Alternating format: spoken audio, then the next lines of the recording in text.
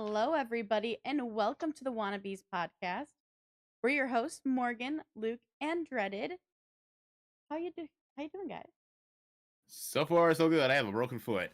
That is Doing all right.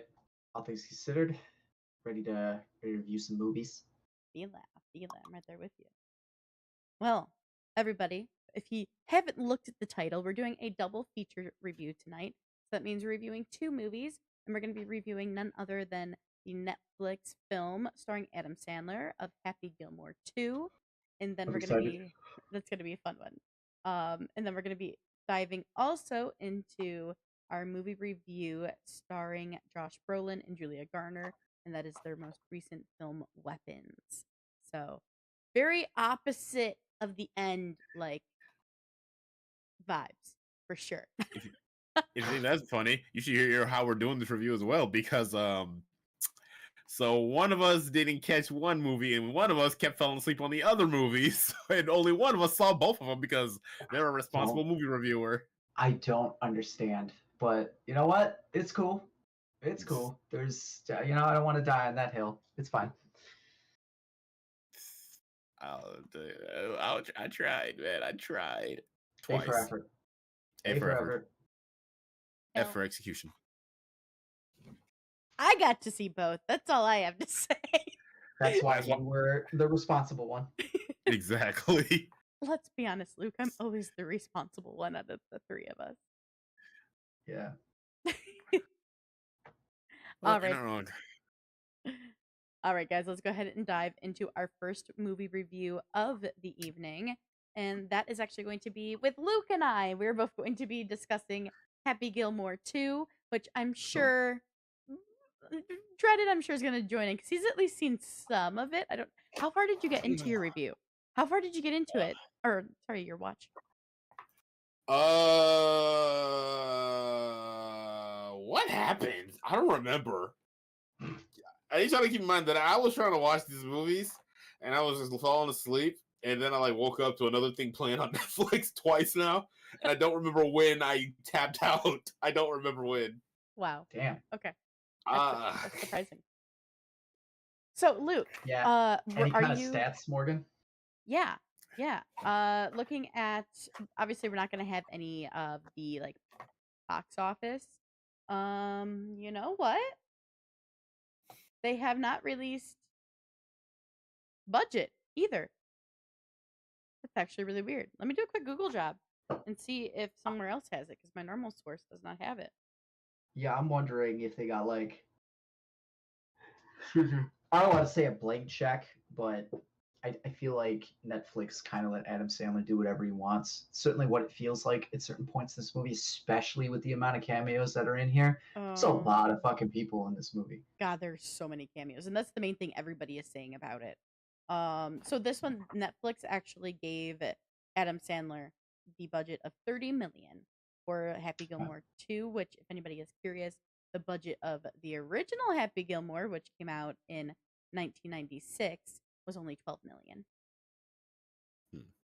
Okay. All right. So it did have more of a budget. That makes sense. I guess all the cameos weren't. I mean, I'm sure they got paid, but they probably didn't pay as much as I thought. I can kind of see, having watched it again literally just a little while ago,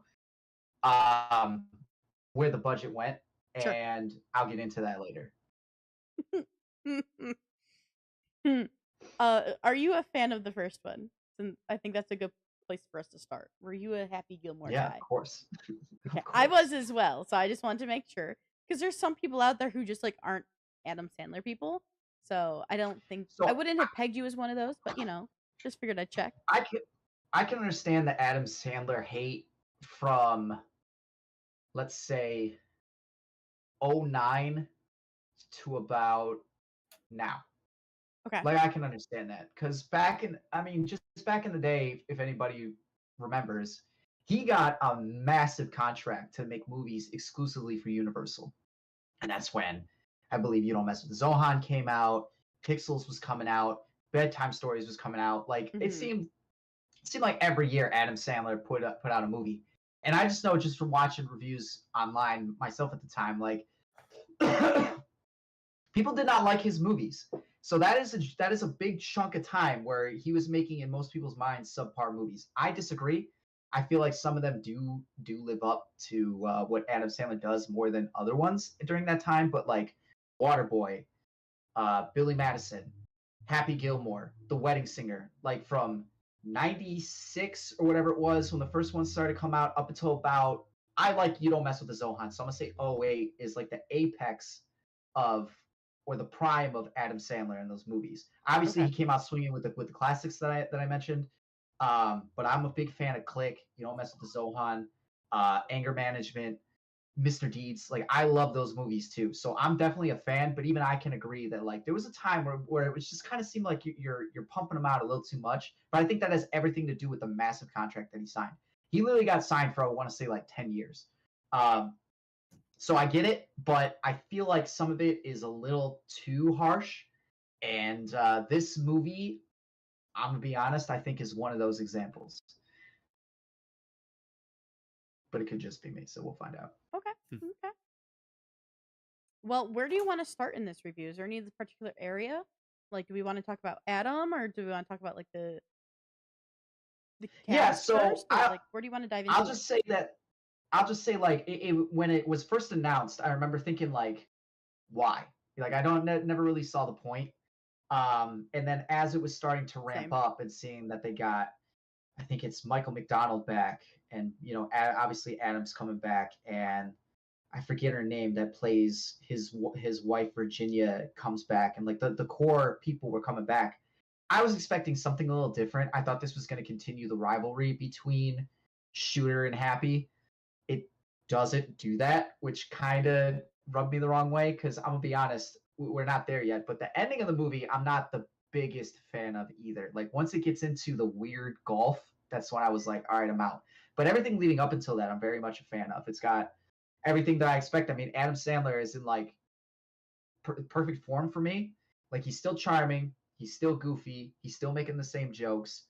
Um, they're not overly crass, I suppose. Like they're very much of the time. He definitely is older. It's definitely 2025, but like his style Yeah. still works, I think.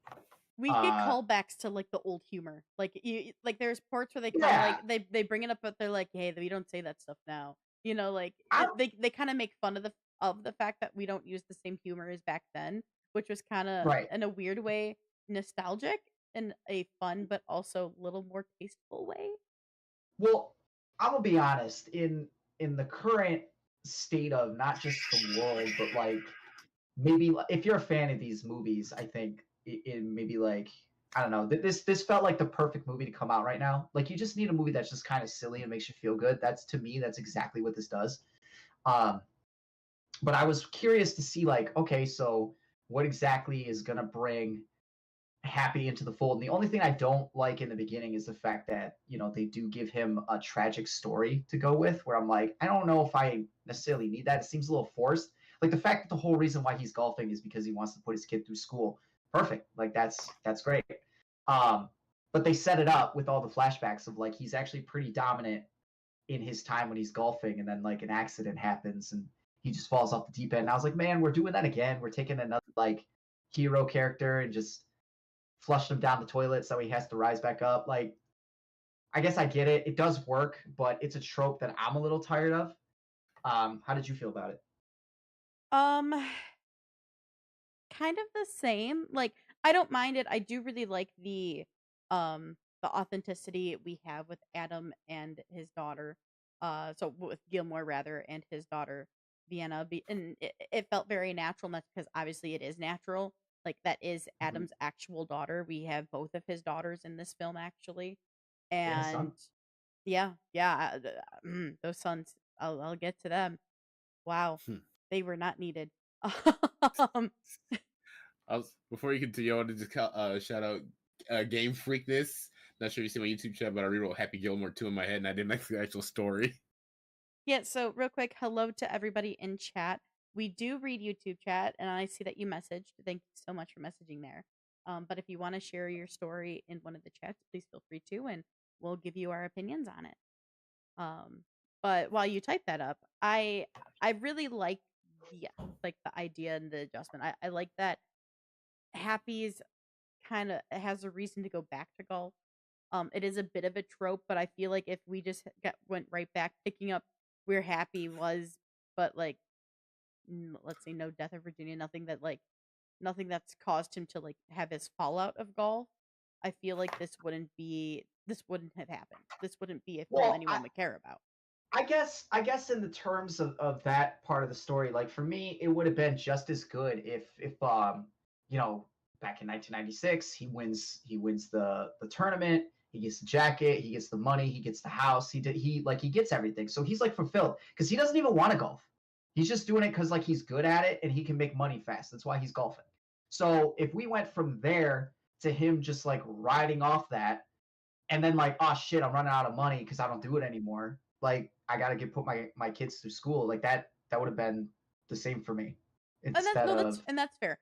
I you don't know, necessarily think we needed Virginia to die. I don't either. Um, I don't. By no means do I think we needed her death. I think that the only good part of her being dead is that internal struggle, like the whole Mother's Day shtick we have going on is a little on the nose as it is. You know what I mean? Like, Well, every time she shows up on screen after that, it's a little bit more emotional too. Like, does pack a little yes, bit more of a punch. So I guess if that's what you were going for, which I mean, probably, then great. They pulled it off. But just just the tropiness of it, like they did Luke Skywalker. We kind of did it with Superman. Like all this other stuff. Like they keep trying to just do these things to these characters. Like you don't have to always fall on that one. Um, so yeah, I get it. I understand it did work out, but we could have went in a different direction. I think would have made it feel a little fresher, I guess, to me. But it's all good. And but one of the things that Adam Sandler has been critiqued for, especially within that chunk of time that I mentioned, is the fact that he puts all of his friends in his movies. They're all in here too, but like I love that. I think that's awesome. Everybody, when Adam Sandler makes a movie, like you got a job. He's getting people paid. I think that's sweet. But in this, I think it felt a little bit more because this definitely is more of a family affair with the kids, with his wife, with his son and shit. Like, um, yeah, I think that was more of the goal is to make this more feel a little bit more like a family thing. And I think they pulled that off quite nice as well. And it was awesome to see. I enjoyed all the cameos. There wasn't one cameo in this movie where I was like, that was stupid. I enjoyed all of them. yeah, I agree with that. I agree with that. There was a few that I'm like, who the fuck are you? But that's just because like there's some sports stuff in areas I'm not as in tuned with.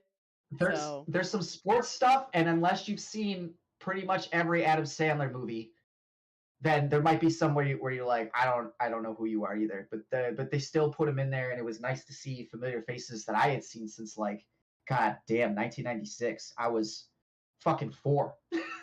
So yeah, I saw that movie way too early, but I've loved it ever since. It's cool to see all those guys come back and gals as well, be in the movie X amount of years later. yeah, Um, but as far as the story is concerned, I mean, it's in two phases for me. Because, like I said, the first 3/4 of the movie with the story of him trying to play golf to put his kid through ballet school, I'm here for it. But then when they introduce the maxi golf, and it's one of those things where, they do the challenge of actual golfers versus like these souped up golfers. They don't show you what it is until the end of the movie, and I didn't know what to expect. But when we get to that point, I was like, I don't think I'm here for this. But the fact that the Maxi Golf team was pretty much just all cameos or like, randos, except for Becky Lynch. I know who Becky Lynch is. I don't know who everybody else is.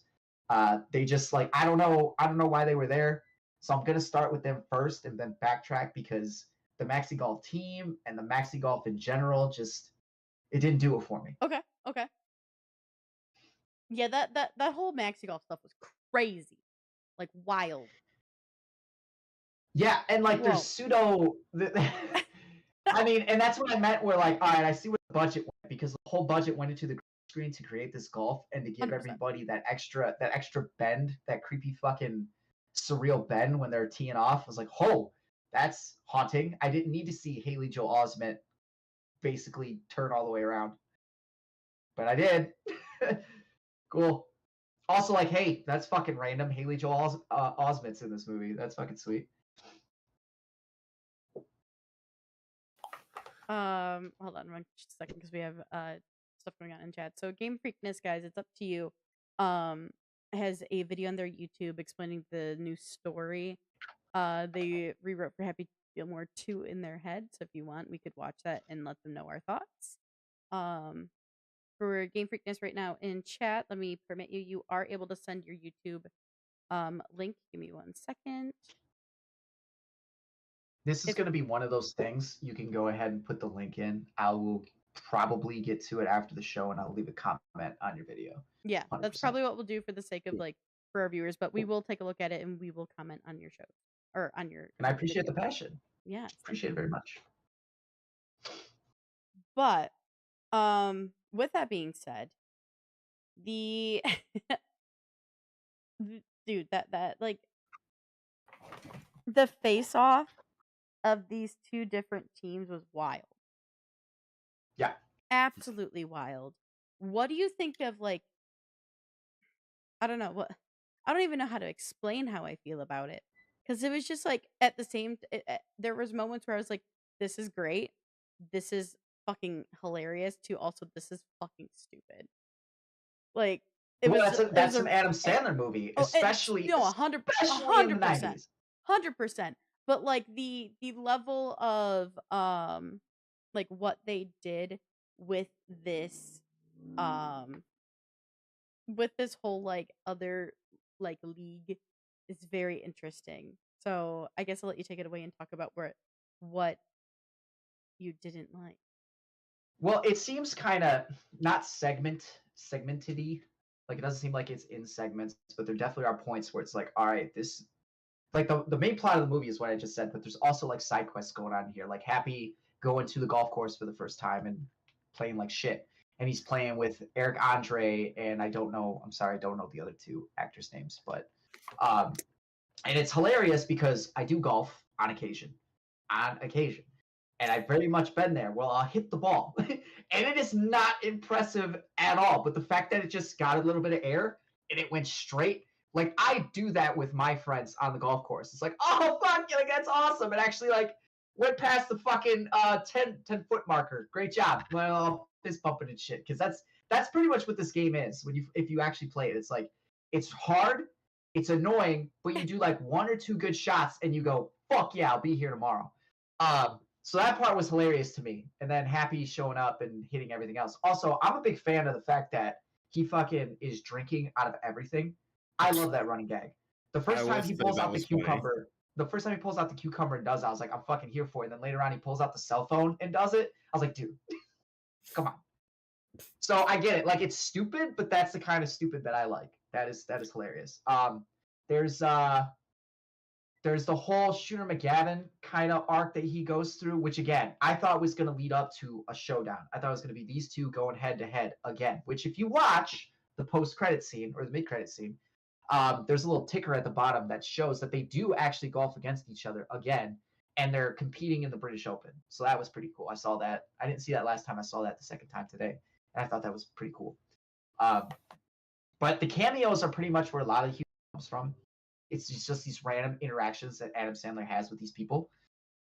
One that I'm trying to think of that was pretty funny was like Eminem's in here. That was random. That was one of my favorite cameos. Eminem cameo was fantastic. Dreaded, what cameos did you get to see? Since you are Mr. Fallen Asleep Winky over here. Give me a second. I do remember the part with Eric Andre and the mother too. I do remember that. Dude, that is exactly what it's like on the golf course with people that think they can golf, but like everybody's pretty bad. But it is just like that. Fair enough.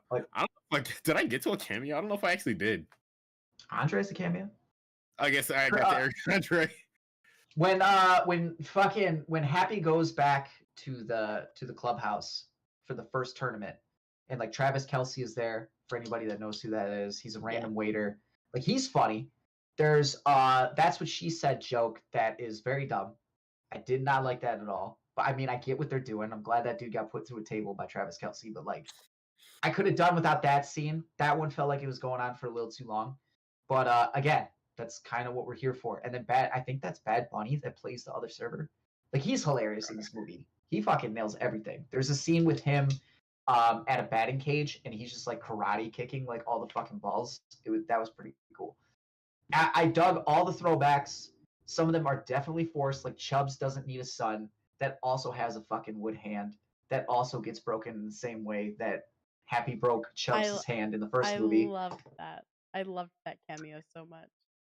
I would have been better off. I think I would have enjoyed it more if there was not already the gravestone that was in there, the book that was in there, the ghost at the end of the movie.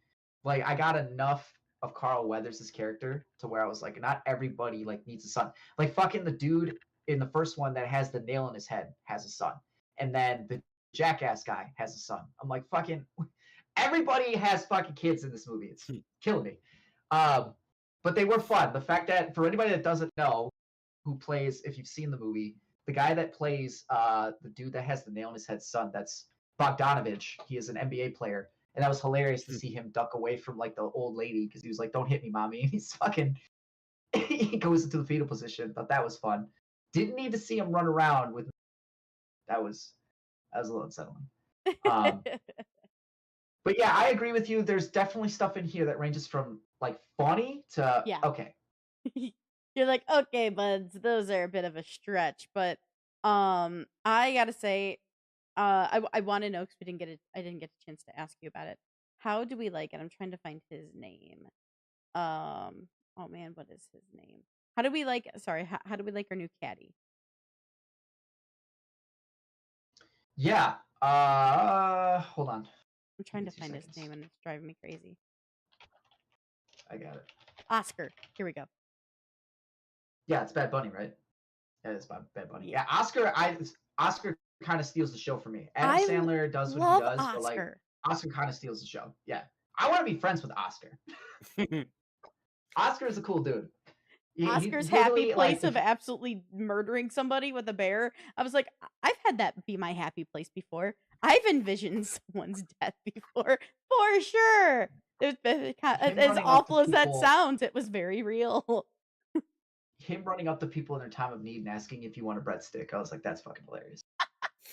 Like I want to do that now. I would be the person who would say yes, give me a breadstick.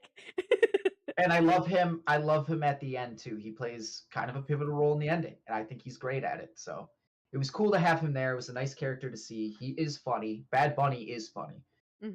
Shit. And they also got the new SNL guy, his cousin. So like, there's a scene where because Oscar is the new caddy, and he shows up and fucking I think Happy goes like, "Dude, we're like, where are the clubs?" And then this other character comes up who's playing his cousin. He has the clubs, and he's like, "Oh, my caddy has it." He's like, "Wait, what do you mean? You don't get a caddy?"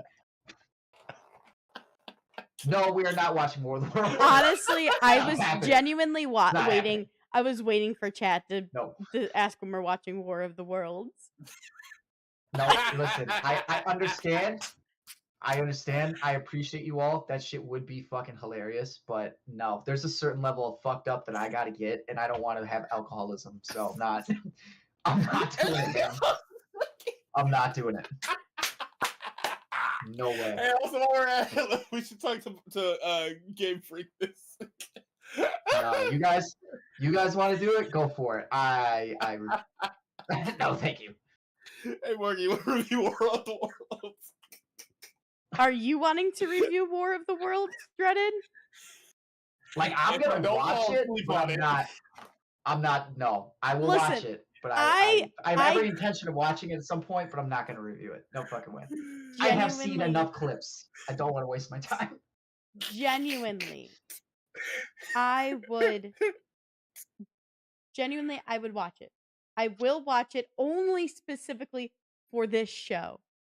But I will not waste my time watching it for you fucks to not watch it or to fall asleep on it. So no. Until until one of you have told me I have watched it to completion, will I watch it? Not to give it any more time, but I saw the scene where fucking Ice Cube is talking about like they systematically attacked all of our pressure points or some shit, and like if they even put in the caption, it sounds like Ice Cube read this for the first time, and like it's legit, and then it turns into an Amazon ad. Like I'm done. Yeah, I'm done. You yeah. guys already know. Hey, hold on. I Put know. them back on. Put them back on. What? Thank you. You already know. You especially. You already know how I feel. Fucking product placement in a movie. I'm not doing it. Oh, we're not getting Speaking into of that again. This speaking of thing is product just placement, one I don't know massive Amazon ad. I don't know if you want to watch Weapons if you don't want to if you don't like product placement. Ah man, like I'm gonna listen to what you guys have to say because like I want the movie to be good. So I'm curious. But anyway, this one, fucking Happy Gilmore 2. Also, Drew special everybody shout out back to in. fucking Gara, Ophi, and Sugi. Thank y'all. That was funny as fuck. Let me reel you guys back in. Where the fuck was I? Oh yeah, So the fucking caddy scene was cool. It was cool to see. Those were funny scenes when they bring in the cousin and like they're hitting golf balls at him. And he's dodging everything, and he's like, "You'll never hit me." And like, why? He goes, "Cause I'm shifty." I was like, "All right, that's kind of cute." That is pretty cute. The story itself, like I said, I'm into the story. The whole golf thing works for me. And it's nice to see Happy go through that journey because he definitely, like he says all the time, he goes, dude, like I'm 58. What am I going to do? Yeah. I don't know, just go out there and crush it, apparently. And then he tells you he just does it because of sheer rage. It's like, I can relate.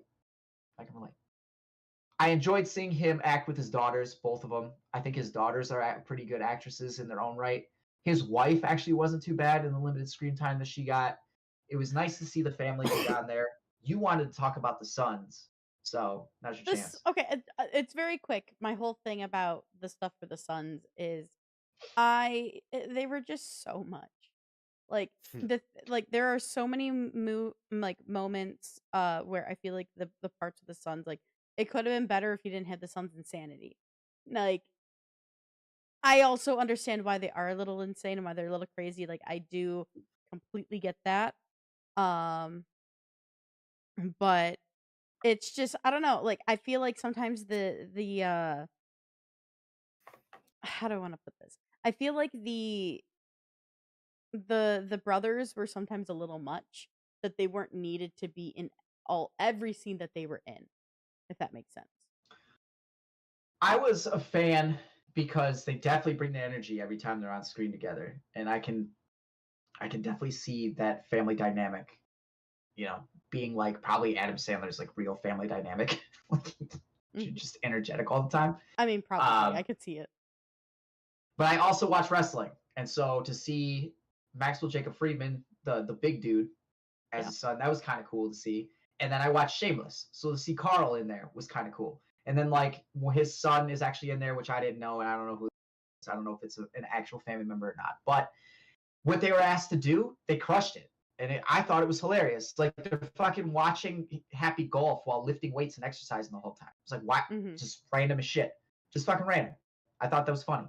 And then they bring him the MMA training thing dressed up as Ben Stiller's character, and they just beat the shit out of it. Random, hilarious. So that's all they were there for, and I thought they did very very well. John Daly, for anybody that knows golf, is in this movie as Uncle John. Uncle John Daly plays himself.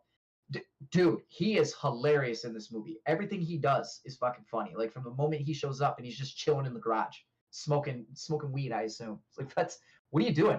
And then he just starts drinking hand sanitizer the rest of the movie. It's like that's funny. Yeah, yeah. So real quick, just to look real quick at our Twitch chat. So Game Freakness, I'm sorry, I don't know why it's not allowing you to send links. I did go to your channel and I pulled it up. So for anybody in chat who also wants to watch Game Freakness's video, there is the link.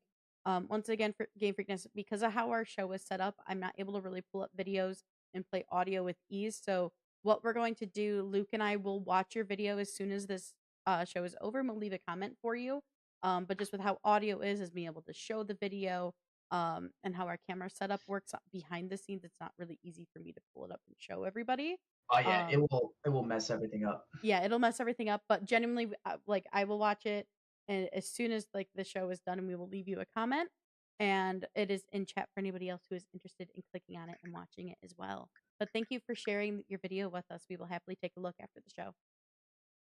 So genuinely, he couldn't fucking get through it. But like, how did you feel? How did you feel about this movie? I Because had I'm fun. curious if this is just like a generational thing. Would make sense. Go ahead. I'm sorry. No, you're good. You're good. I had a lot of fun with the game or with the movie. Sorry. The um, it was one of those things where how do I want to put this? It was one of those movies where like I already knew what I was getting into because it's a Adam Sandler Happy Gilmore movie, but I at the same time wasn't 100% sure what I was getting into. But when I was watching it, it kind of turned out to be kind of what I would have expected. It was really funny. It brought in some nostalgia for me from like watching the first one. Do I think it's the Oh, best? the nostalgia was crazy. The nostalgia was massive, and I think that's why I enjoyed it as much as I as much as I did is because of the nostalgia that was behind it. So, with that being said, I do think that this isn't the best movie out there. I do think there were things that could have been changed. I don't think Virginia had to die. I think there could have been a little less hype or craziness from the Suns, but there are moments where it is beautiful and it works really well for the story. I love a lot of the cameos. So, and all in all, I had a really good, just random, rainy Saturday night with my husband watching this. Yeah, that's kind of it. I mean, the first time I watched it, I'm gonna be honest, I cried a little bit. I like the nostalgia and seeing everything, and then like, man, you think about the fact that like, well, you two weren't even born yet, but watching this as a kid and pretty much all the way up until, man, I think I'm pretty sure I watched this movie once a year until I hit about 16, and through no fault of anything, I just kind of stopped watching it for whatever reason. Sure. So to know that movie as well as I do, and to get this, it's like I could up until that fucking ending, man. These are definitely two very complimentary films. Um, we can argue about whether or not um, Virginia should have died, and I can argue whether or not Shooter should have been the bad guy, which I'm about to get into because I love what they do with his character. I do It's love what they like do with Shooter. everything was hitting all the right notes that I didn't even know I needed them to hit. So Yeah, yeah, I I also agree with had that. so much fun watching the movie. But to have Michael McDonald come back and play the character, 'cause Shooter's in the fucking insane asylum, and he Christopher, not plays this Michael. character. Christopher, I'm sorry. He plays this character so well. He probably makes me laugh just about as much as Adam does in this movie. Dude, Christopher Um, McDonald plays a crazy, like, kind of crack guy, like, pretty damn well. and he's like that the whole time. Like he's talking to the professional golfers, and he's like, "You guys got to step it up. Like you're not clutch." And they go, "What do you mean we're not clutch?" And he's got the videos queued up, and he's making noises. He goes, "Bam!" right there. It's like, all right, that's you're gonna shit talk to professionals. Calls himself the best golfer of the '90s. That was funny. Um, Still does the shooter thing the whole time. Oh, what is it when he's getting like his evaluation, and they go, "So what would you do if you saw Happy Gilmore?" He's like, "I'd be fine." Yeah, but what if you saw him out in public or like on a golf course? And he's With like, the "I gold want coat. Yeah, with the gold jacket. He's like, I Yeah. want to fucking murder him. That's good. I yeah, his whole arc was hilarious too. He gets the one of the final shots, and he's doubting himself, and Happy's like, come on, look at them. They're punks.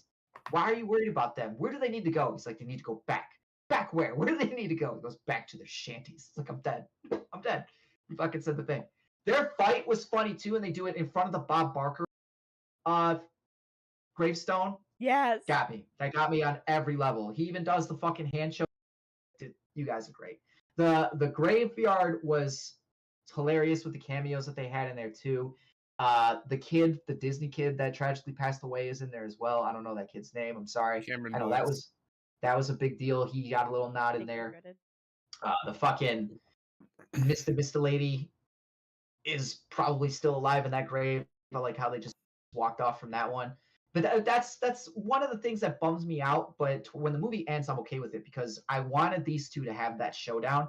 And yeah, they fight, but once they fight, literally Adam Sandler, Happy Gilmore goes, "All right, I'm done. Like I don't care anymore." It's like fuck, man. Like care a little bit, just a little bit more. I want to see something happen. See, I like the So evolution of the Gilmore and Shooter like relationship in this movie though, because it is one of those things where like before in the first one it was kind of like crazy versus crazy, and now it's kind of crazy working with crazy to verse a younger crazy. Like, I don't know, it Well, works. It just however they formulated it works, and I enjoy it. I really my some of my favorite times of the movie is when Shooter is around. I have not seen either of the Grown Ups films.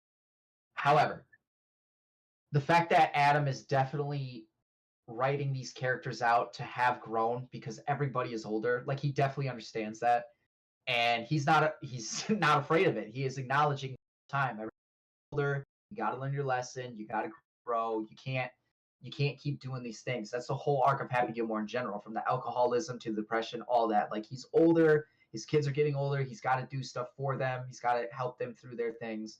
Like he's got to step up, and he does. And by doing that, he's got to let some shit go. So after the fight, he's like, "Yeah, I'm good. You can tell people you won. I don't care." It's like that's pretty cool.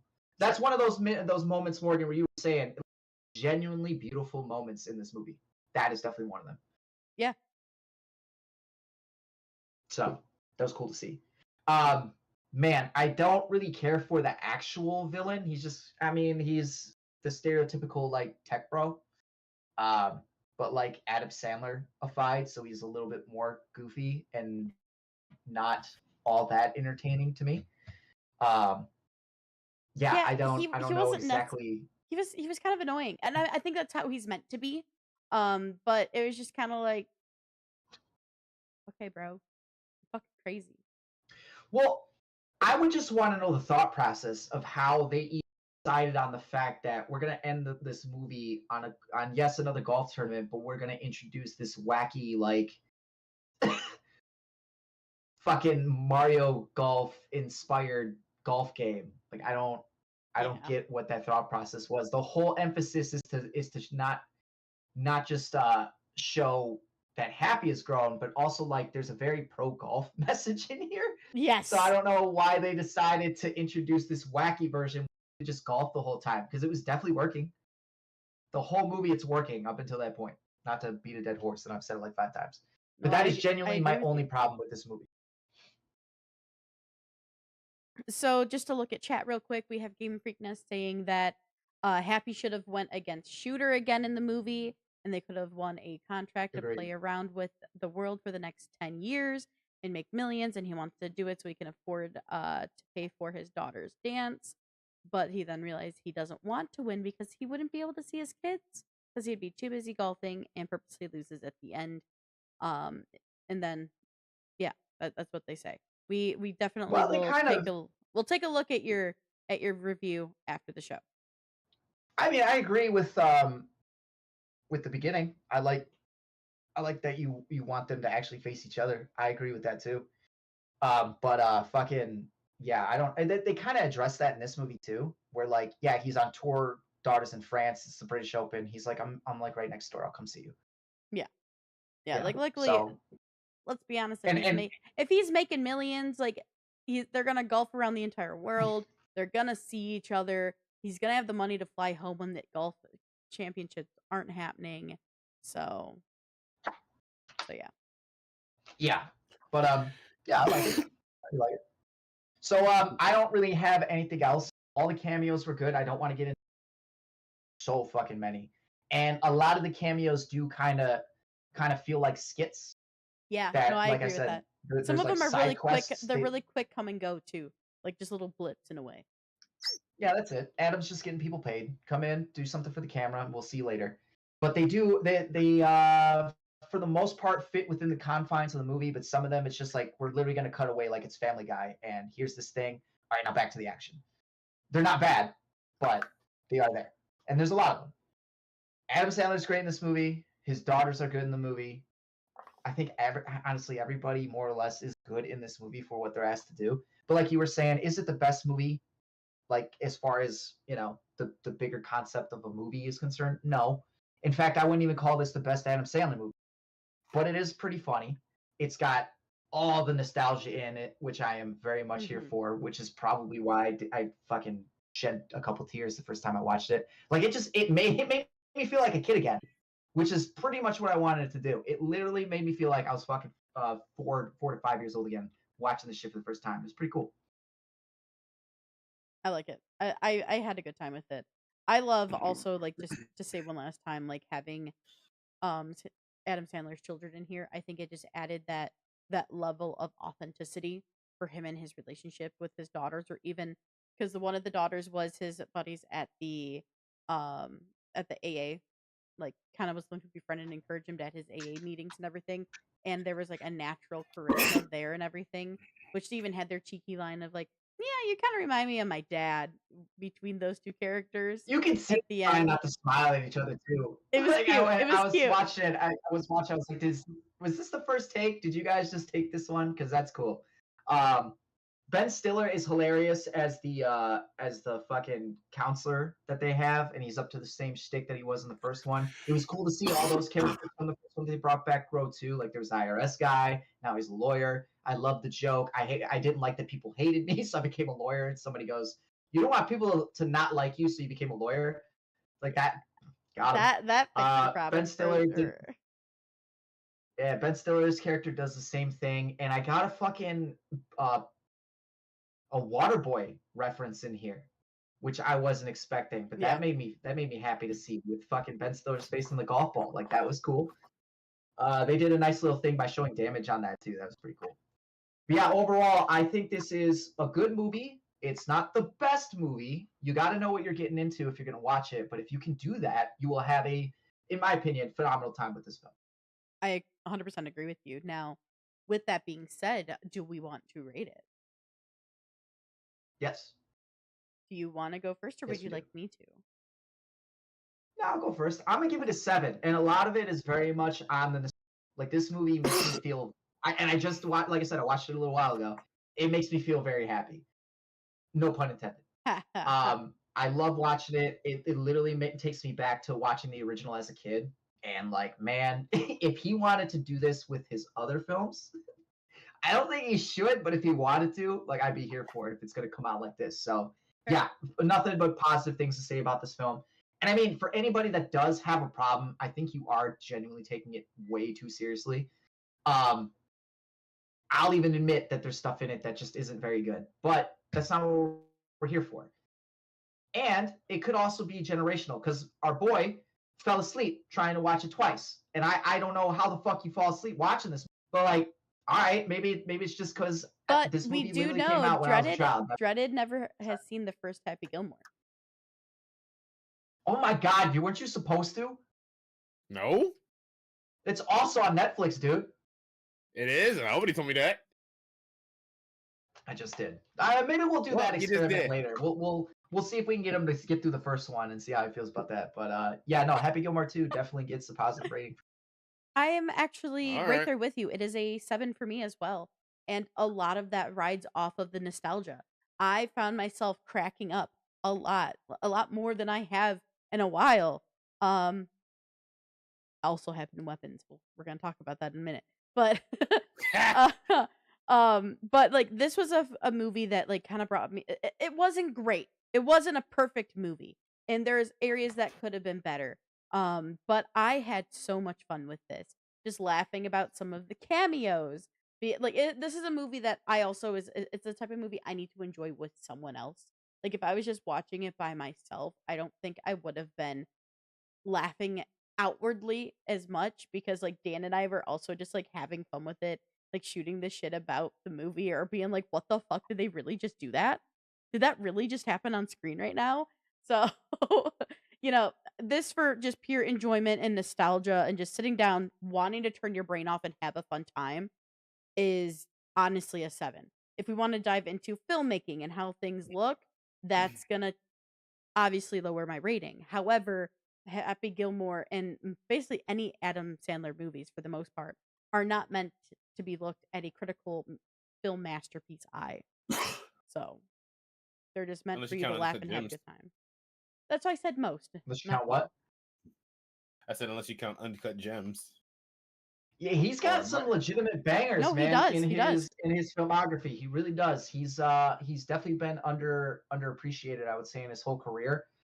I think anyway. But like, man, when he wants to do something like Uncut Gems, he can fucking do it. And then when he wants to do Happy Gilmore 2, Mhm. he fucking does it. So like, he's definitely, and like all of his films are family affairs as well. He's like I said earlier, his friends are always in him. He's got his family members in him now. Like it's his production.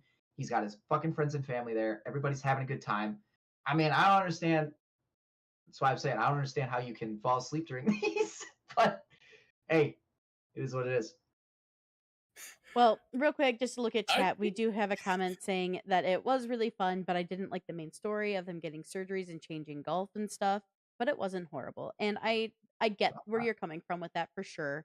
But for me, I kind of like it because there was the I think a really big talk about and a thing that sends home is like I remember watching Tiger Woods and everybody used to clap and roar and everything else, and now you just look at it and everybody's staring at their phones and they're just recording or this and that. Like there isn't that soul or like that excitement anymore. So it is kind of like a fun look of like because of this whole like crazy shenanigans and Happy coming back and Shooter coming back, like it could have revitalized like at least in the Happy Gilmore franchise, uh like OG golf, like professional golf again. Yeah. God, I think I hear my brother laughing his ass off at the World movies. If I'm being real, I swear I hear him laughing in there. It's great. I'm gonna get messed up and watch it at some point, but like we'll cross that bridge when I decide I want to get to it. So, anything else, Luke, before we dive into our next movie I review? mean, I get the only other thing I could say specifically for me and hearing all the generational stuff that was coming out because you guys have been a different response than what I've been hearing and seeing since the movie came out. Um, like it makes sense if this is definitely like a generational thing. Like, cool, this was like peak '90s for me, for us, and like, man, I guess it was like one of those you had to be there kind of things. From what I've been seeing, Morgan, this has been a total surprise for me, and I'm very happy about that. But like, this is How? absolutely what I needed at this point in time. This movie came out at a perfect time, and like, man, this specifically, I just don't. This is one of those things where, yeah, there's things wrong with it, but like, how can you? Him falling asleep is one thing, but like, how can you watch it and genuinely just be like, this is the worst thing ever? Like, how can you do it? It's not what it's designed for. There's plenty of movies you can say that about, honestly, that people give shit on. That people We shit have on. watched those movies, like seriously. Yeah, But this is definitely one where you just need to take a chill pill. Just have a good time, man. Yeah. That's it. So, real quick before we move on, now I want to know All right, I'm done. how was my opinions on this a happy surprise for you? I need to know. Because I legit, for real, I thought I was gonna come on here into like a generational debate because I wasn't sure how much you were gonna like it. He fucking fell asleep twice, so like that's kind of where I thought Dude, this was going. I So grew for up you with to be all of like, the 90 Adam Sandler movies. I get it. I'm just We're saying not that's that just. much different in age. Come on, man. Are you 30 yet? No, I'm close though. Okay.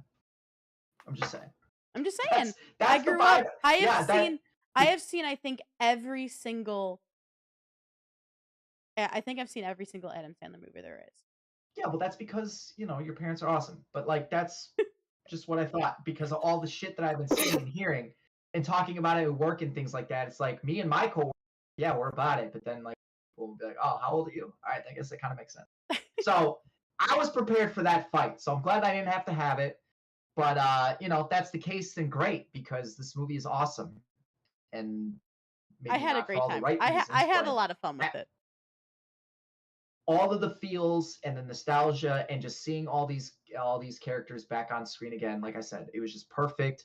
Definitely something that I didn't know I needed until I saw it, and I'm happy this movie exists. Again, no pun intended. All right, you All guys right. can do. okay, let's get on with it. All right, everybody. So that was mine and Luke's movie review tonight of Happy Gilmore 2. We both happen to rate it a 7. Dreaded. I'm very curious to see if we're going to be similar or very different, or if you feel the same way I do. Because I think I'm still trying to figure out the rating for this movie for the one we're about to review. But I everybody, think I might have it down. Very hardcore might. yeah, it's something else. It's something else. Anyway, to just dive right into it, everybody. Dreaded and I saw the most recent film directed by Zach Kreger, which is Weapons. And Weapons, just in case anybody doesn't know, is a mystery horror film, and it stars Josh Brolin, Julia Gardner, Austin Abrams, and plenty of others. But basically, the plot follows the seemingly inexplicable case of 17 children from the same classroom who mysteriously ran away on the same night at the exact same time, having been apparently abducted by an unseen force. Now, before we dive into our movie review, because this one does have budget and box office to talk about, um, the budget for Weapons was 38 million, and if I scroll on down to my box office information, I can dive right into that. So the movie Weapons was released in the United States and Canada alongside Freakier Friday and Sketch, and was initially projected to gross 25 to 40 million from 3,200 theaters in its opening weekend. It grossed 7.5 million on in Thursday night previews after grossing 18.2 million in its Friday box office, including those Thursday night previews. The film's projections were raised. It went on to debut for 43.3 million, topping the box office and setting a new record for Warner Bros. As the first studio in history to have 6 consecutive films opening at number one with more than $40 million. But with that being said, as of August 12th, which was yesterday, Weapons has grossed 55.4 million in the United States and Canada and 36.5 million in other territories for a current worldwide total of 91.9 million US dollars. So yeah. But real quick, before we dive into more, thank you so much, Game Freakness, for the follow here on Twitch. Much appreciated. All right. Where do you want Well, to start, at least Brendan? Since Luke was not able to catch this one, so he's gonna get to hang out. And Luke, if you have any questions for us while we talk about the movie, like feel free to ask them. Cool. Well, I do want to start off with saying I'm not surprised that this movie had a pretty damn good box office, considering the marketing was actually really strong, which is what got me into wanting to watch the movie. It did have strong marketing. Because That's true. I do remember before the first trailer came out, there was a lot of ring camera footage of just children running around like JJ the Jet Plane on the neighborhood that had people intrigued, and I was thinking, what's this movie going to be about? What is this? So that's how I ended up getting into it, because marketing was actually pretty strong. Anyway, Okay. so I guess the first thing we can start off with is just the premise of the film and how actually interesting it is, actually, considering all things. Unless you have other opinions, because that was what really that other than marketing, that's what really grabbed me. Honestly, The concept of this. the premise and the concept, I agree with you. Very interesting. Very interesting. Mhm. So, like it says, 17 children from the same classroom, except for one of them, all ran away on the same night doing the exact same thing for some unknown reason. I want to say right now, one of the things I actually do like about this film is kind of how it's laid out, actually, too. Well, because it's telling different stories via different character perspectives on the whole situation and everything like that. And I found that pretty interesting. Pretty fun to see. Oh, so one thing happens, and then you go to another perspective, and you're like, oh, that's why that happened, or that's what was going on Mm-hmm. there, and stuff like that. So the non-linear narrative was actually pretty interesting. Any comment on that? No, sorry. I definitely agree with you. I liked this whole kind of idea the way they had. Because it's set up for a very interesting dynamic of the environment of this town with people, especially with Mm-hmm. we look at Julia Gardner's character, which is Justine Gandy. Like she is the teacher, and I think that set up a very because one Josh Brolin plays Archer, who is one of the main people actually we see immediately speaking out about Justine and wanting to hear from the teacher, wanting to know what the hell was happening in her class. I think they do a really good job of setting up this weird mood, and I say weird in a good way in this for Mm-hmm. this movie. Um, but it brought on this really exciting, intriguing eeriness. You get pretty invested pretty quick, wanting to know what is happening, and I love that. I like the setup. I think the one thing I think this movie does the best is its atmosphere, whether that's in terms of like the people, the creepy factor that we get from it, even diving into the side of just like how it's color graded and shot. It just kind of all plays into it. The way they have certain things that just feel not that should be normal but don't feel normal, like like opening of certain doors, if you will. I really like how they were able to craft this like creepy unknown eeriness that you kind of feel right off the rip. Hmm. Also, I want to say this because I looked at the cast. Putting Josh Brolin above Julia Garner feels kind of like bullshit to me. Change that. Julia Garner is the star of this movie, if I'm you ask sure me. it's just because Josh got paid more.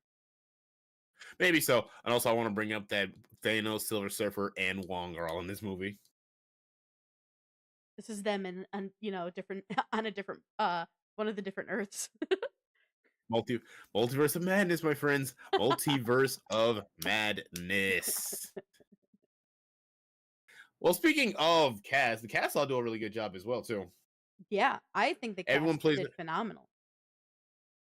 I mean, I know Josh Brolin probably got the paid the most, but I feel like if anyone brought it the most, Julia Garner definitely did. As just a, I'm gonna use the word traumatized teacher who, like, everyone is making her out as the bad guy here. When like I'm just as confused and hurt as you all are too. Like, I don't have answers for you on Hmm. why those kids are gone.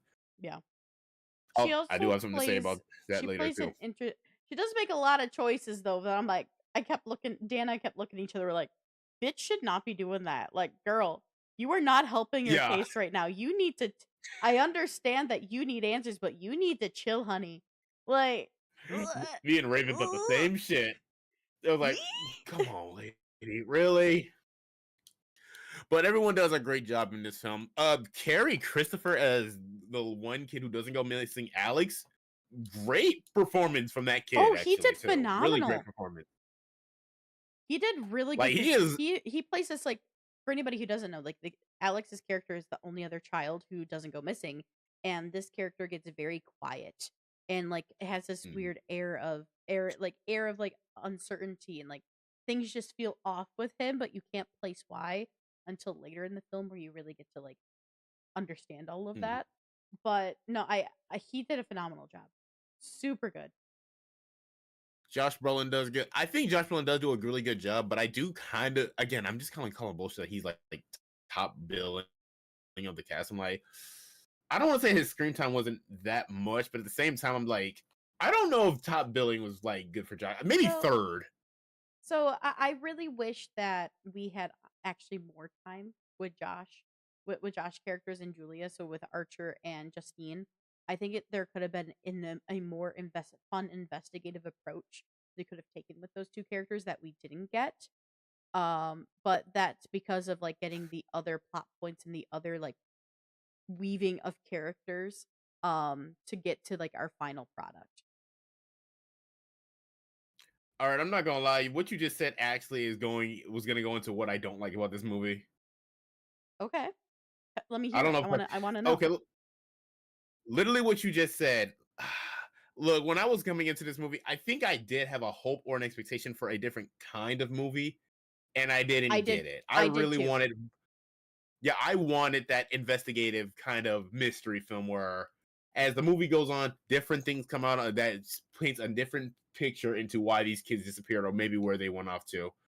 And how we discover is, I guess, fascinating, but it's not in the.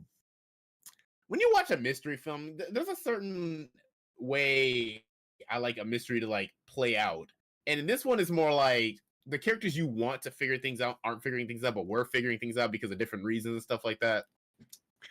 So yeah, I went into this movie hoping for, I guess, a better mystery film, and I didn't get it. I And I do that agree. really made me I do upset. agree with that because I definitely expected there to be more of that investigation, like sitting down. Like I feel like that's where the marketing hurt it, is because I feel like we saw parts of Mhm, Archer, so Josh Brolin's character, doing a lot of like setup for potential investigation. I feel like we even got like potential stuff, even shots of that for Julia Gardner's character Justine, and then we got very mhm. minimal setup and lead up to that because they took basically inside this film is like 4 short films that are all related. So we get like because we get different angles of like what's happening in this area between these characters and then how they slowly intertwine and eventually all connect, which is a fun and unique way to the filmmaking aspect and the storytelling aspect of the film. But I feel like it does Hmm. take us away from certain developments or, just growth with certain characters, especially with our I think main that's with the ones. I feel like some of the ones that we get to see take away from like who are considered our main characters of the show.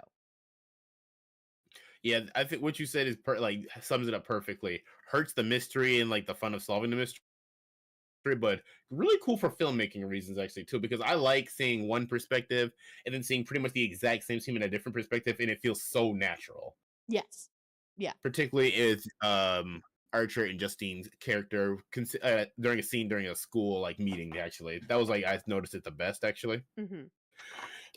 And also, okay, here's the other problem too. And this is Morgan. Let me ask you, how quickly did you solve the mystery? Uh as soon as I so as soon it wasn't necessarily a full mystery of like the actual like true bad, like our true antagonist of like where she was or how she was involved. I actually expected her to be more of a supernatural entity than she was. Um Hmm. rather than for the sake of like not going into deep spoilers because I know Luke hasn't seen it yet. Um she is a being who is using supernatural abilities more than her being a supernatural creature. And I thought she was going to be more Hmm. creature esque. And with that being said, the very first time we see like the top down shot of his parents, The jump scare. Oh. and not no the like with Alex's character with his parents like talking, like they were all sitting on a Hmm. couch together, and you just see like their heads, so you can't see like anybody's face. Like that, I don't know why that shot to me. I was like, Alex knows shit. Alex knows shit that Hmm. they are, and that family knows stuff that they are not sharing. And so I kind of had this constant like eyeball on Alex's character, which ended up being a very important link to things. Yeah, because I'm not. I also figured it out really quick, but for a very different. Well, that's part of it actually too. Because once I kind of put, I want to say three and three together. Um, the big, I mean, I guess one of the biggest questions that I'm surprised the town didn't ask, because it kind of does piss me off thinking now that they constantly hounded Justine for where did our kids go when they really never thought, wait, why are you the only kid who's not gone? I suppose that, and then also, see, the reason I really think I put two and two together is because of the fact that I watched Paranormal Activity, the marked ones, because there's a certain woman whose house, or should I say apartment, had a this is the exact same window decor. And what she was, I was thinking, and also the fact that I've seen the Wreck movies too. I was like, oh my goodness, okay, I think I know what's happening here. Mm-hmm. Where the kids were was more okay. I don't know if I'm trying to word it without spoiling. Where we found, I guess, the kids is like okay. I guess I didn't put that together fully, but I figured out like why and like Sure. sort of what was And happening and here. I figured out And why because really quickly. Is like once like things started like showing themselves, I was like, "Yep, I get why yep, why these children were taken. That checks out." and there are certain moments that are creepy and like unsettling in the movie, yes, but unfortunately, I feel like it hurt the mystery yet again too because it was really painting a picture of what was happening here. Yeah. And Oh, I mean, it still was questioning why certain thing was happening, but then it's like, well, we know where the source of things is probably coming from, but at the same time, you're like, you're fucking up the mystery. You're fucking up the fun of the mystery. now speaking of fun, why is this movie so goddamn funny? I don't think it's just supposed. I don't think it was intentionally meant to be that funny. I don't know either. Because the ending, what happened at the end, we Oh was my laughing god. at that shit. No, so like it wasn't even just that. There was so much of the film that literally Dan, myself, the group of people we saw it with, on top of it, even just the theater in general, people were snickering and like chuckling and Yeah. laughing or being like, "What the hell?" with like a little laugh with it, like aloud across the entire theater, across for a lot of the movie. Like Same here. We had people in our theater who was like doing the exact same shit. it, I like was me and Whisper, me and Raven were whispering to each other because there's a yeah. character who's doing some bad shit. I literally was like, "Oh, you cheating on your wife!" I wish I screamed that out loud. That'd be funny. Like there's just Uh, I don't know if the thing is I genuinely don't I can't tell if this movie was intentionally trying to be funny or not. Um I don't know either. like I think it was because this is the same dude who made Barbarian, and there's some stuff in that movie that I think is funny, but not for like actual like Happy Gilmore comedy reasons. But more, maybe it's just a matter of perspective, I suppose. Like the thing that happens at the end, what is your reaction going to be if you actually saw that? You literally call Dan and say, "Dan, what am I seeing right now?" yeah, right. I'll just say this: there's a sex scene in this movie, and I thought it was funny as fuck. Not like an explicit one, but it was just funny. Maybe it was the editing, just because the way they cut to it. I don't fucking know at this point. Oh wait, the drug dude, the drug addict. I forgot about him. That was funny too. That was funny. Um, Good old okay, you James. know what? Thinking about this now I'm really remembering why some shit was funny because a lot of my laughs came from fucking James and Paul's relationship. Dude, that thing was so unhinged. Like Yes. like okay, I got to say this. A lot of this movie is unhinged. But the Paul and James stuff like the cop versus the druggy burglar, like Uh that huh. was extra unhinged. Like holy hell. That shit was funny. That shit was so funny. I don't know. Also, I want to say this is the first movie I've seen. I mean, not the first movie. Nope, second horror movie. I'm gonna take back what I was just about to say. I was gonna say, first movie I've seen Justin Long in where he didn't get killed. But no, I remember he lived and dragged me to hell, so that's invalid. Anyway, my opinion on this movie is actually really strange and kind of all over the place sometimes too. Actually, No, no, I agree with you. Like it's one of those films where like I really like I think like the first half, the lead up to it, right? And then the middle, I think the middle, the pacing for like the different like cutting to the different sides of how everybody is acting, though I or like how what they're finding and what they're learning and how they Mhm. all interweave and interconnect is really cool. But I think it could have been paced a little better because like I feel like it was almost like one too long like, I was ready Mhm. by the point we got, like, the last one, I'm like, "Okay, but I'm ready for, like I'm ready for the climax, like, what's going on? Like, can we get there now? I already have the story solved, can we get there?" Like, Yep, so exactly. I also like to say the fact that the event of the kids disappearing and then to where we are now is a month later. I think that also hurts too. 2 I think this months, would have been better if you. even longer, 2 Oh shit. months. Oh, okay, shit. Because I think this movie would have been better if we just investigated in real time and just tried to solve this Yeah, if whole it was thing. more like If it took a month, y fine, if but you like, what's nice is you could have also gotten, like, fun cuts of, like, interviews with the cops being happening of, the different people. I wanna know why there wasn't more because it takes place in modern day.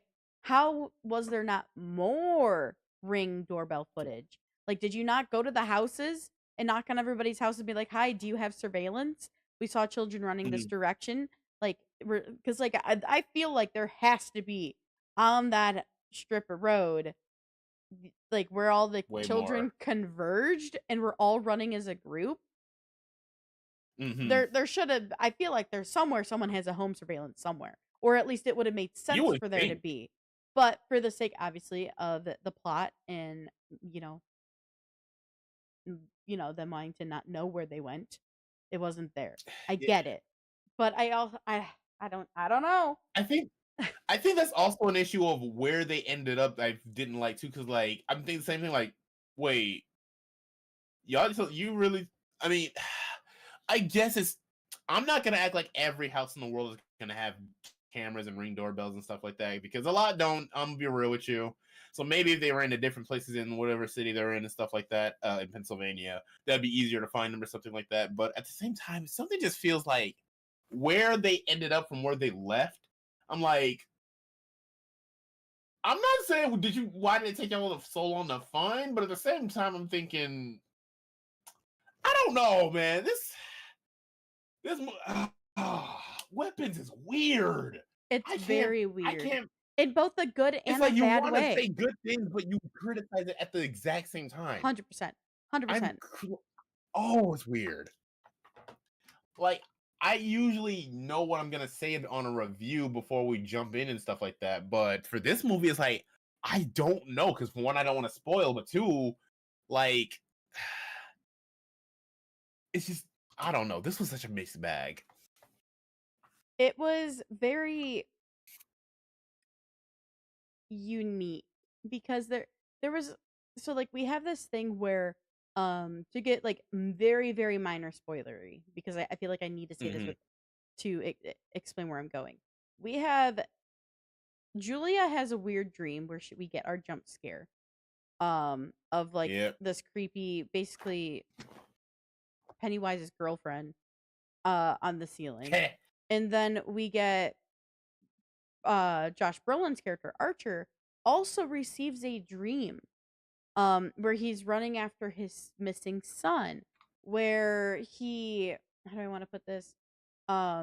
He finds the like he basically loops back to his own house, and you have a floating AK over the Oh, house with 217, the time that the kids released.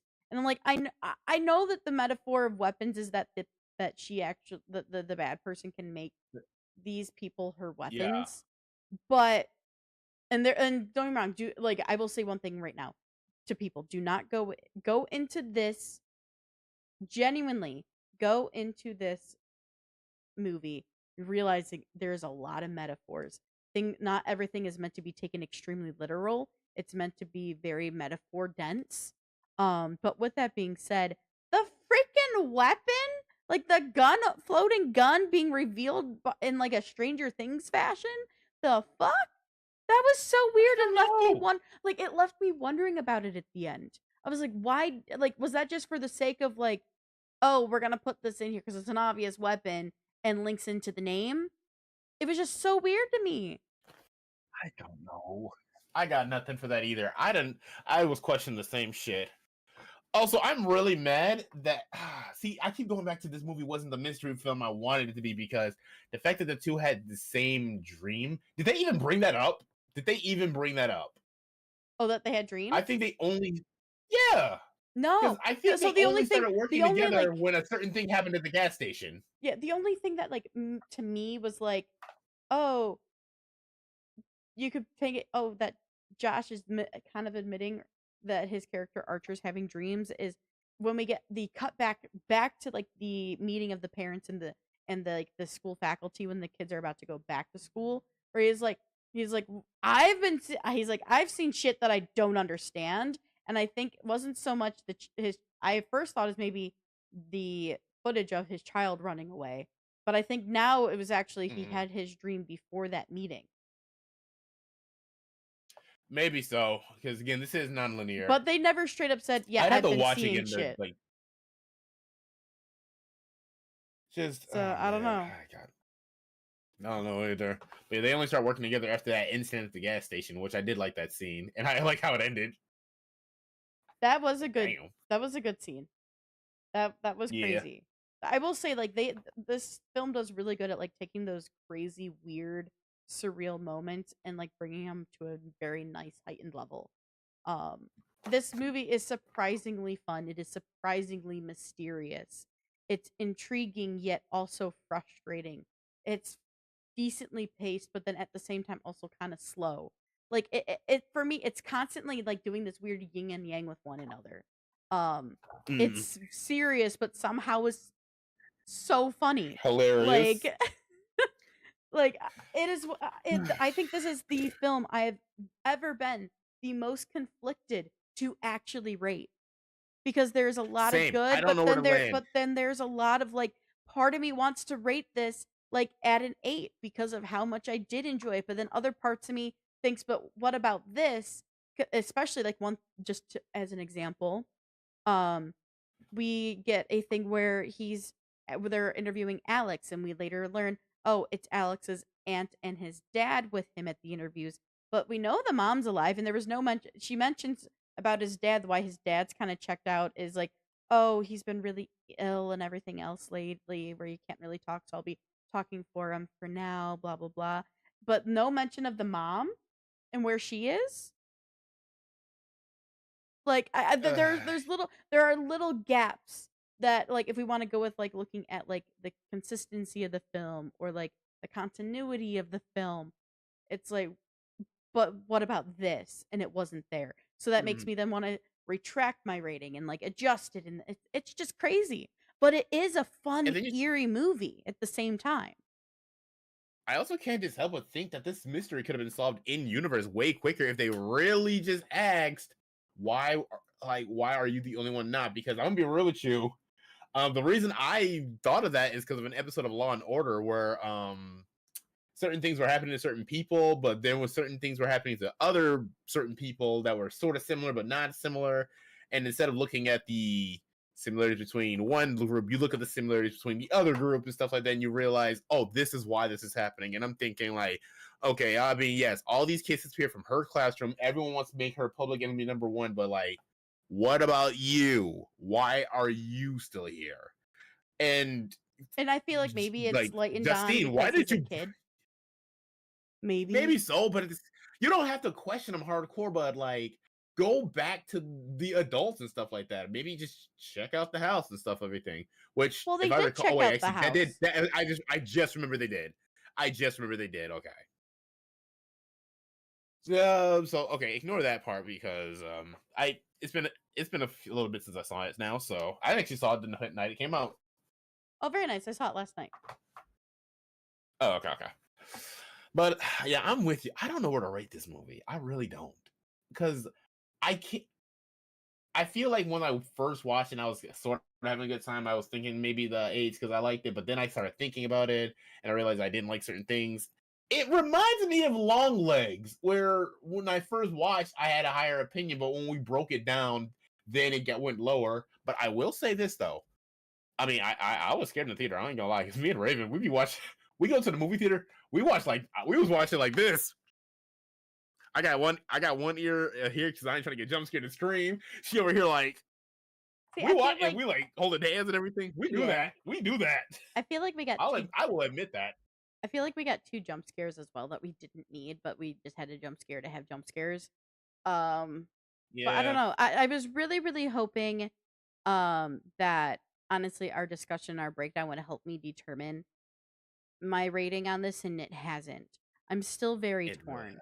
Like I think I'm just gonna kind of go and be like kind of give it an in between rating of what like both sides of like my thought process and like my spectrum of this film is, and just kind of give it a cut down the middle for the simplicity's sake. Um because this is a good film. I really like what we get from it, but then there's a lot of things that just make me be like, but it's missing something. Or there's so many like it's one of those films that like I won't be surprised if people like myself left with more questions than answers. is. Because I feel like there was a lot of like answers that should have been answered in the conclusion yet that I still wanted to know the Yeah. answer to. Like, I'm tell same me boat, about but the I think tree. There's a little tree, guys, and I want to know about it. I think I actually have my rating actually to it, and it's the best I can do with it because then the more I think about it, the more like the fact that it's I guess not the movie I hoped for or thought I got is actually hurting it way more. Like I know I should take what is rather than what I wish it should be, but I think this is the one time where it's like what it isn't is really hurting it like hardcore. Okay. Okay. So Do we want to dive are we into ready to rate? ratings? Yeah, let's dive into ratings Yeah, go actually. for And it. I'm gonna go first since I have it. I'm giving it a 6.5, a 6.5. Okay. I think that's the fairest I can do because I can't. if I gave it a 7, I that's it's too generous because I'm like, no, I can't give you a 7 because the more I think about it, the more I'm like, I don't think I really want to watch this again.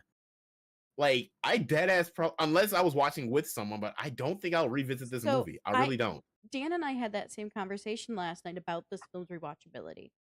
And what I said to Dan is like, I would watch it again to try to see. There's two reasons why I'd watch it again. I'd watch it one more time, just in general, to see if there's any other clues and any other things that I missed that would help me like get answers or like just be like, oh shit, that's cool, I missed that. Or to like maybe Mhm. solidify the rating. Um, but on the other hand, the main reason I would really ever watch this is again is for somebody who has never seen it and to watch them experience it and see if they laugh at the crazy stuff we laughed at and just to watch them go through their own bewilderment of this film. Mhm. It's probably the same. So I got there's my rating, 6.5 out of 10. I'll give With it that. with that being said, my in between rating with my in between rating, it's gonna be a 7 because I'm like kind of like in this weird like, do I want to give it a 7.5? Do I want to give it like a 6.5? So for now, I'm just gonna go dead in the middle. I'm gonna give it a 7 because there is a lot I like about this film. I think the way they tell the story is fun and interesting.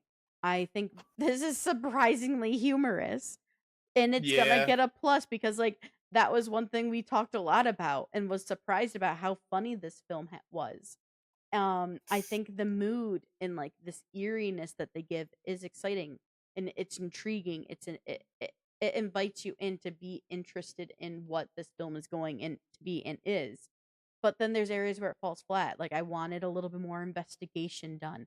I wanted more answers that I'm not gonna get. And with that, I'm gonna look at chat because I know that Kitty just asked in the Twitch chat, would you watch the sequel that is in thoughts right now? And my answer to that is yeah, I would. I would. I have to really think about that because for also one thing I didn't bring up too that I also don't like. I don't like how the movie ended with the narration. I don't like that.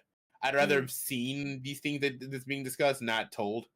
I But for I sequel agree with that. reasons, I will admit this too because this is the same director who made Barbarian, and I did not like Barbarian that much either.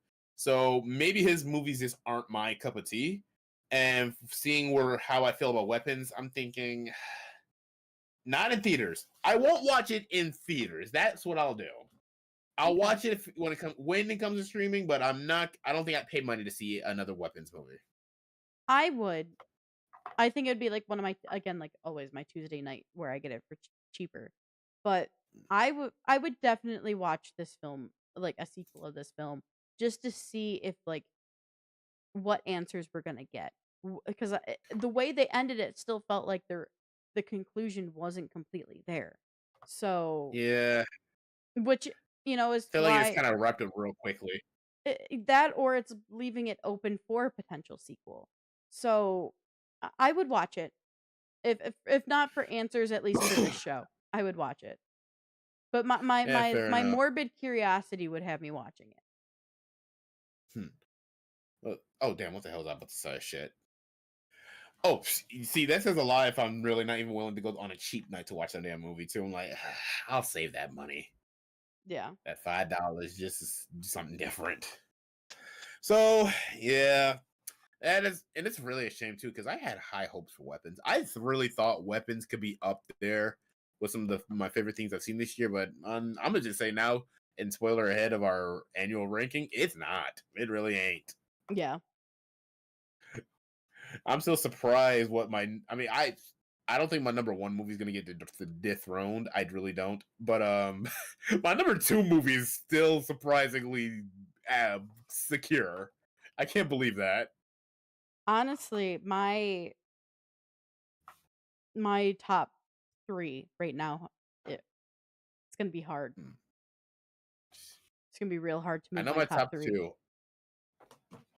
Let me hang on. I actually Especially I don't I have a look think at. I think the one that has the chance of moving the most is obviously number 3. But my top 2 especially are gonna be really hard to beat out for the whole year. Top two are probably not going to change. If I had for third place, I'm gonna be real with you. Oh, you know what? This okay. I'm not gonna solidify my third place right now because there's some things that are coming up that could get up there. Because I forgot later we got some stuff that I'm really excited to see. All right. Same. To be Well, honest, there's a yep. lot of good movies coming up yet. Well, I think we have said all we could or needed to say too, because oh my god! Oh my god! Look who it is! Hey! Hey! What's up? No, wait, come back! It was actually really funny how both Dan and Luke like came back at the same time. He was We definitely bringing me timed that. he was bringing me a chocolate fudge sundae. Anyway, um everybody, thank you so much for joining us for our double feature movie review of none other than Happy Gilmore 2 and Weapons. If you've seen them, what do you think of them? Please let us know in the comments. You can do so over on YouTube because once Twitch is done, you're not able to comment. Head on over to our YouTube, like the stream, and leave a comment on it. That way we know what you thought of them. But with that being said, everybody, we are your hosts. I'm Morgan, that is Luke, and that is Dreaded, and we are the Wanna-bes podcast where we review movies every Wednesday at 8 p.m. Eastern Time here on Twitch and YouTube. So if you aren't following or subscribed to us already, please make sure you do so. You can find us on Facebook, Instagram, Twitter, oh gosh, Blue Sky, Threads, LinkedIn, basically all of them. Head on over to them and give us a follow over there. That way you know when we're going live and what we're going to be reviewing. Yeah. Did I miss anything, guys? I don't think so. I don't think so. Well, head on over to Instagram, one last one, and follow the Crawl Space movie because that is Luke's movie that he's working on right now, and we're getting more posts up so you can see some cool behind the scenes stuff, everybody. But for now, Yeah, we're gonna definitely check out the Instagram for sure. Morgan's doing some great things. Showcasing the movie. We've come a long way. We're almost done. And say it's supposed to be wrapped, yeah, for film. probably within the next month and a half to 2 months, I think we'll be done. And I'm Awesome. very excited. So yeah, if you could check that out, that'd be great. Absolutely. Nice. Well, with that being said, everybody, thank you so much for joining us, and make sure you join us next week at 8 p.m. Eastern Time, and check out our socials so you know what we're going to be reviewing next week. But for now, everybody, we're going to love you, we're going to leave you, and we're going to ask you to not forget the popcorn, and we'll see you next week, everybody. But for now, we are the Wanna-bes podcast, and you have a fantastic night. If Bye, you forget the everyone. popcorn, you will get hit in the head with a golf ball, and your children will run out in the middle of the street. Probably at 2:17 in the morning. Have a good night, everyone.